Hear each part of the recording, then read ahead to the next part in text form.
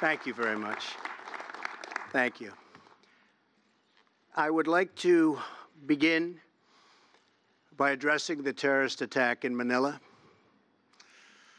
We're closely monitoring the situation, and I will continue to give updates, anything happens during this period of time, but it is really very sad as to what's going on throughout the world with terror. Our thoughts and our prayers are with all of those affected. Before we discuss the Paris Accord, I'd like to begin with an update on our tremendous, absolutely tremendous economic progress since Election Day on November 8th. The economy is starting to come back, and very, very rapidly.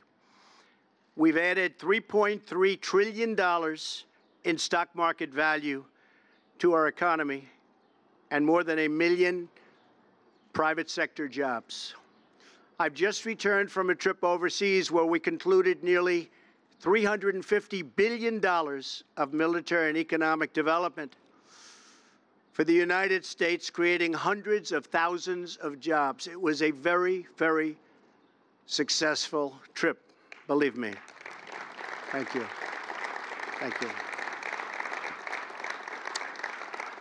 In my meetings at the G7, we have taken historic steps to demand fair and reciprocal trade that gives Americans a level playing field against other nations. We're also working very hard for peace in the Middle East, and perhaps even peace between the Israelis and the Palestinians.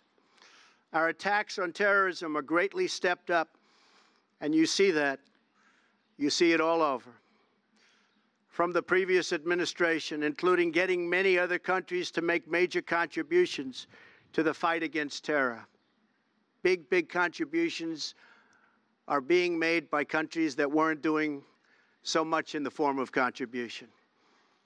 One by one, we are keeping the promises I made to American people during my campaign for president, whether it's cutting job-killing regulations, appointing and confirming a tremendous Supreme Court justice, putting in place tough new ethics rules, achieving a record reduction in illegal immigration on our southern border, or bringing jobs, plants, and factories back into the United States at numbers which no one until this point thought even possible.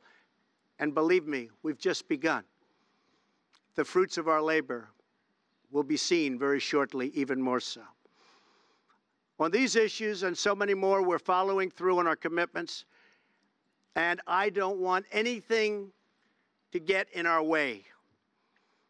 I am fighting every day for the great people of this country. Therefore, in order to fulfill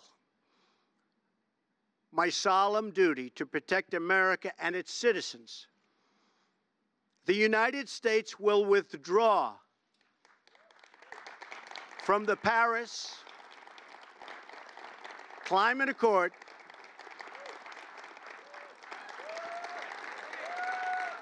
Thank you.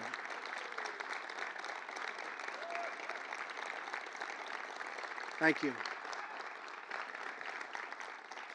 But begin negotiations to re-enter either the Paris Accord or in really entirely new transaction on terms that are fair to the United States, its businesses, its workers, its people, its taxpayers. So we're getting out, but we will start to negotiate, and we will see if we can make a deal that's fair. And if we can, that's great. And if we can't, that's fine. As president, I can put no other consideration before the well-being of American citizens.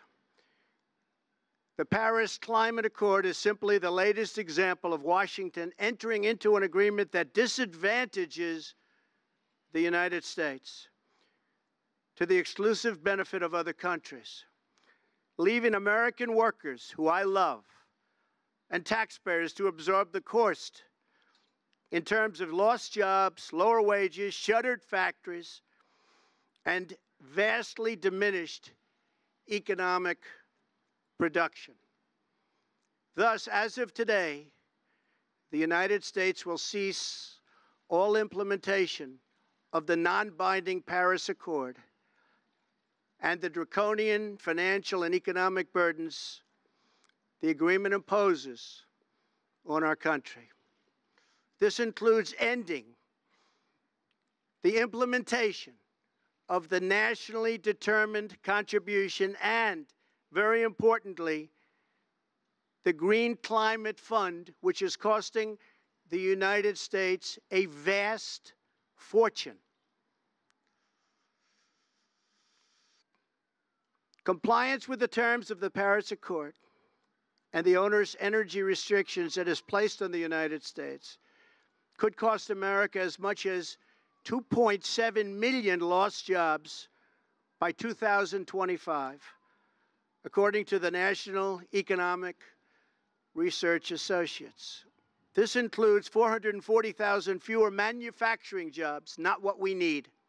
Believe me, this is not what we need, including automobile jobs and the further decimation of vital American industries on which countless communities rely.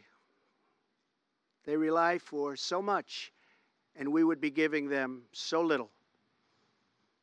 According to the same study, by 2040, compliance with the commitments put into place by the previous administration would cut production for the following sectors: paper, down 12%. Cement, down 23%.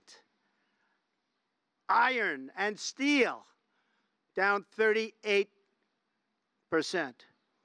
Coal, and I happen to love the coal miners, down 86%. Natural gas, down 31%. The cost to the economy at this time would be close to $3 trillion in lost GDP and 6.5 million industrial jobs, while households would have $7,000 less income, and in many cases, much worse than that. Not only does this deal subject our citizens to harsh economic restrictions, it fails to live up to our environmental ideals. As someone who cares deeply about the environment, which I do, I cannot in good conscience support a deal that punishes the United States, which is what it does. The world's leader in environmental protection, while imposing no meaningful obligations on the world's leading polluters. For example, under the agreement, China will be able to increase these emissions by a staggering number of years, 13. They can do whatever they want for 13 years, not us. India makes its participation contingent on receiving billions and billions and billions of dollars in foreign aid from developed countries. There are many other examples, but the bottom line is that the Paris Accord is very unfair at the highest level to the United States. Further, while the current agreement effectively blocks the development of clean coal in America, which it does, and the mines are starting to open up. We're having a big opening in 2 weeks. Pennsylvania, Ohio, West Virginia, so many places. A big opening of a brand new mine. It's unheard of. For many, many years, that hasn't happened. They asked me if I'd go. I'm going to try. China will be allowed to build hundreds of additional coal plants. So we can't build the plants, but they can, according to this agreement. India will be allowed to double its coal production by 2020. Think of it. India can double their coal production.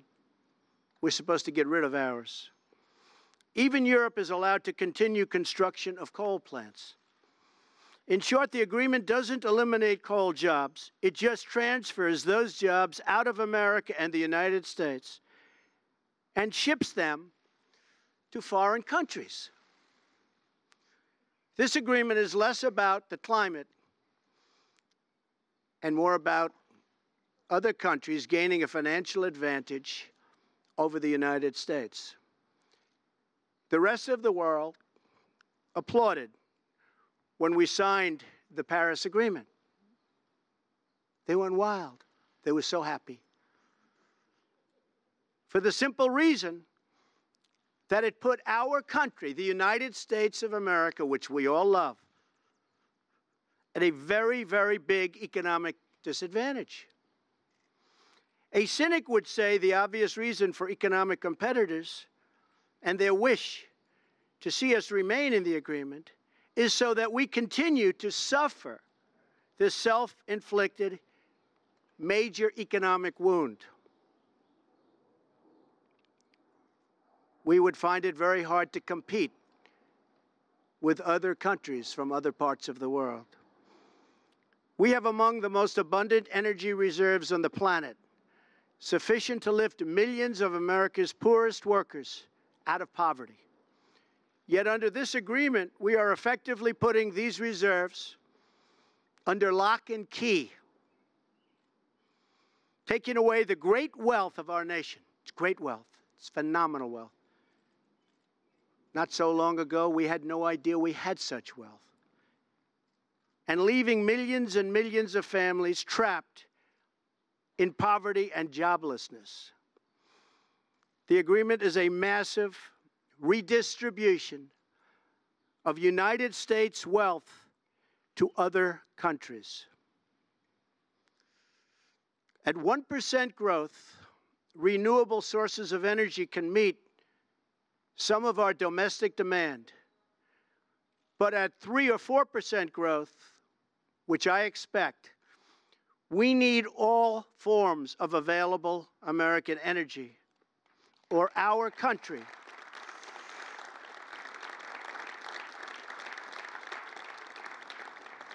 will be at grave risk of brownouts and blackouts. Our businesses will come to a halt in many cases, and the American family will suffer the consequences in the form of lost jobs and a very diminished quality of life.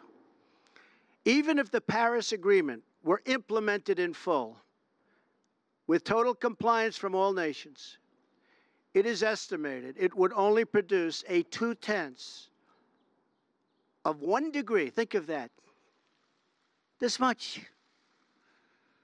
Celsius reduction in global temperature by the year 2100. Tiny, tiny amount. In fact, 14 days of carbon emissions from China alone would wipe out the gains from America, and this is an incredible statistic, would totally wipe out the gains from America's expected reductions in the year 2030. After we have had to spend billions and billions of dollars, lost jobs, closed factories, and suffered much higher energy costs for our businesses and for our homes. As the Wall Street Journal wrote this morning, the reality is that withdrawing is in America's economic interest and won't matter much to the climate. The United States under the Trump administration will continue to be the cleanest and most environmentally friendly country on earth. We'll be the cleanest. We're going to have the cleanest air. We're going to have the cleanest water. We will be environmentally friendly, but we're not going to put our businesses out of work. We're not going to lose our jobs. We're going to grow. We're going to grow rapidly.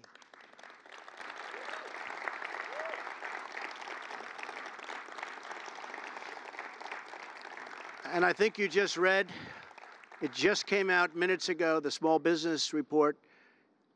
Small businesses, as of just now, are booming, hiring people, one of the best reports they've seen in many years.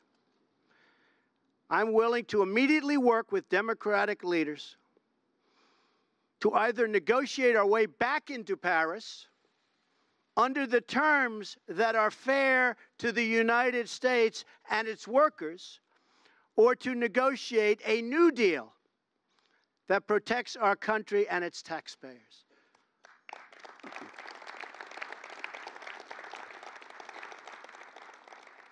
So if the obstructionists want to get together with me, let's make them non-obstructionists.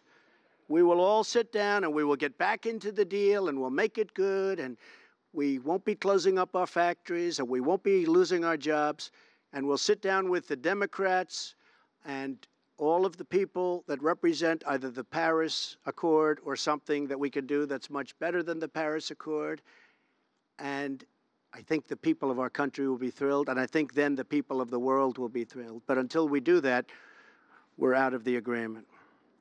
I will work to ensure that America remains the world's leader on environmental issues, but under a framework that is fair and where the burdens and responsibilities are equally shared among the many nations all around the world. No responsible leader can put the workers and the people of their country at this debilitating and tremendous disadvantage. The fact that the Paris deal hamstrings the United States while empowering some of the world's top polluting countries should dispel any doubt as to the real reason why foreign lobbyists wish to keep our magnificent country tied up and bound down by this agreement. It's to give their country an economic edge over the United States. That's not going to happen while I'm president. I'm sorry.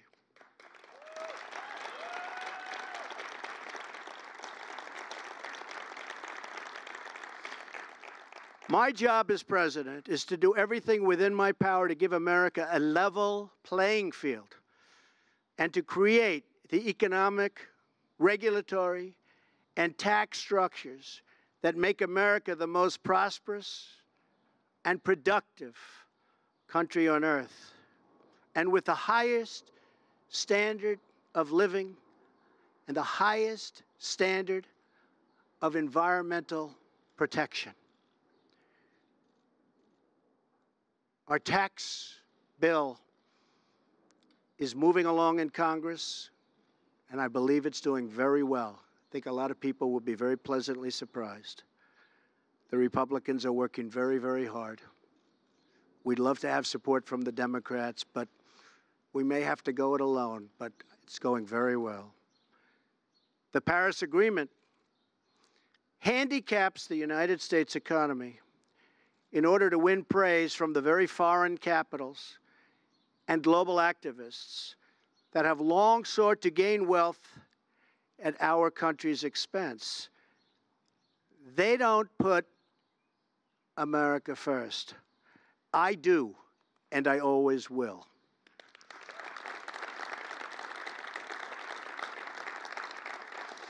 The same nations asking us to stay in the agreement are the countries that have collectively cost America trillions of dollars through tough trade practices, and in many cases lacks contributions to our critical military alliance. You see what's happening? It's pretty obvious to those that want to keep an open mind. At what point does America get demeaned? At what point do they start laughing at us as a country? We want fair treatment for its citizens, and we want fair treatment for our taxpayers. We don't want other leaders and other countries laughing at us anymore, and they won't be. They won't be. I was elected to represent the citizens of Pittsburgh, not Paris.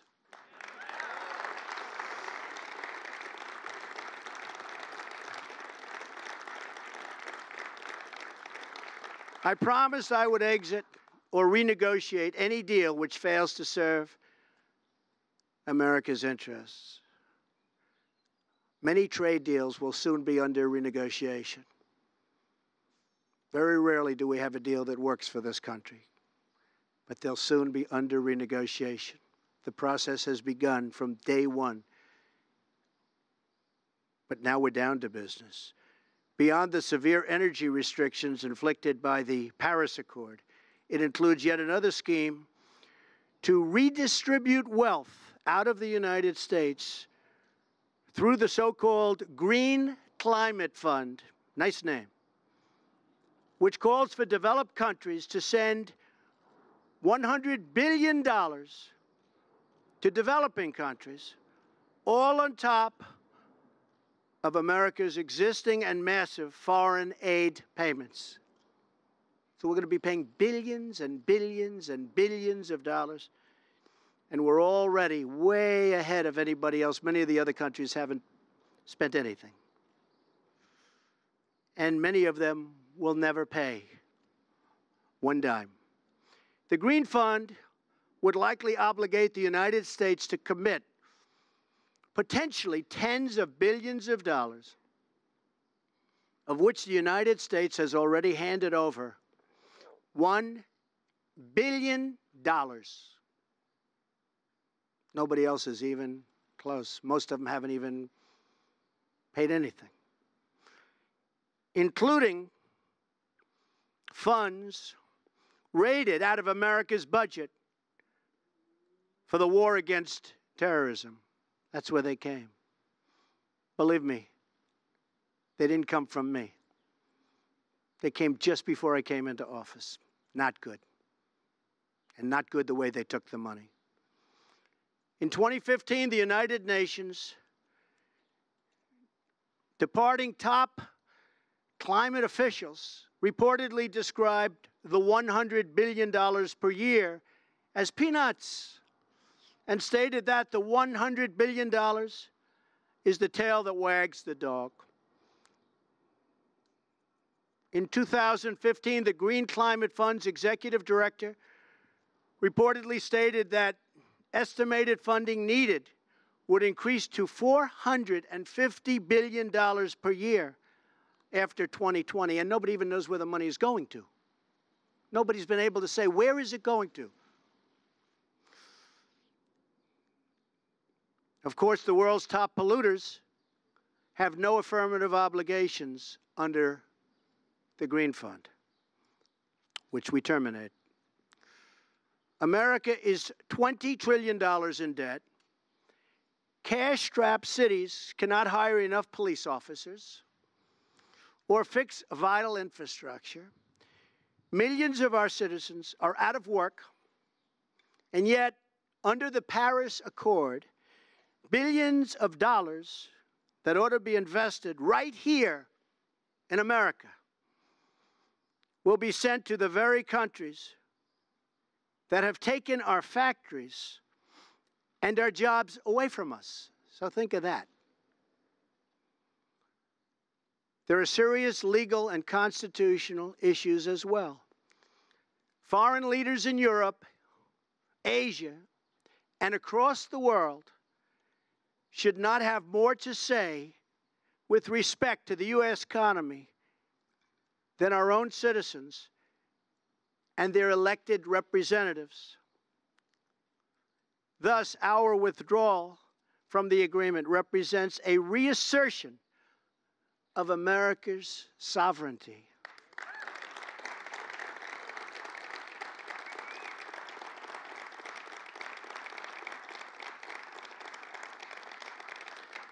Our Constitution is unique among all nations of the world, and it is my highest obligation and greatest honor to protect it, and I will.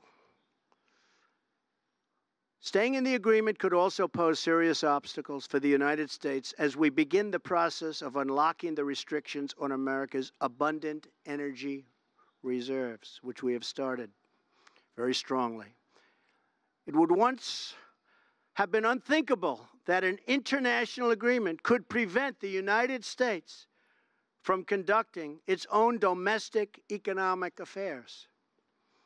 But this is the new reality we face if we do not leave the agreement, or if we do not negotiate a far better deal.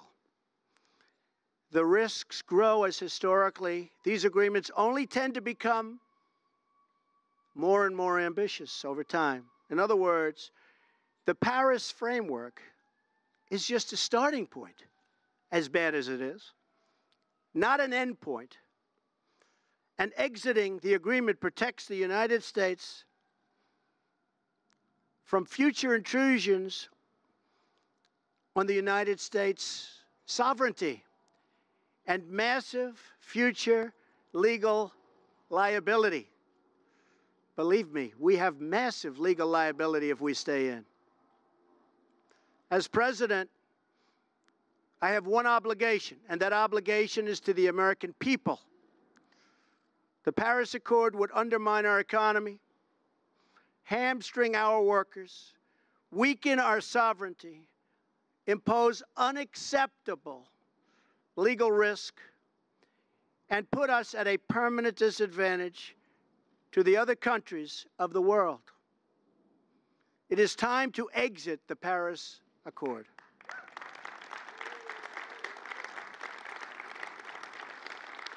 And time to pursue a new deal that protects the environment, our companies, our citizens, and our country.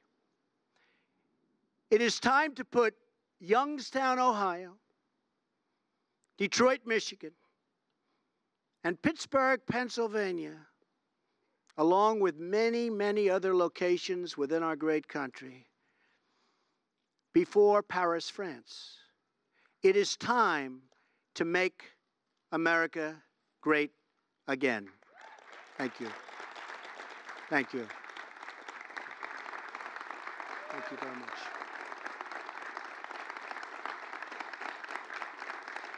Thank you. Thank you very much.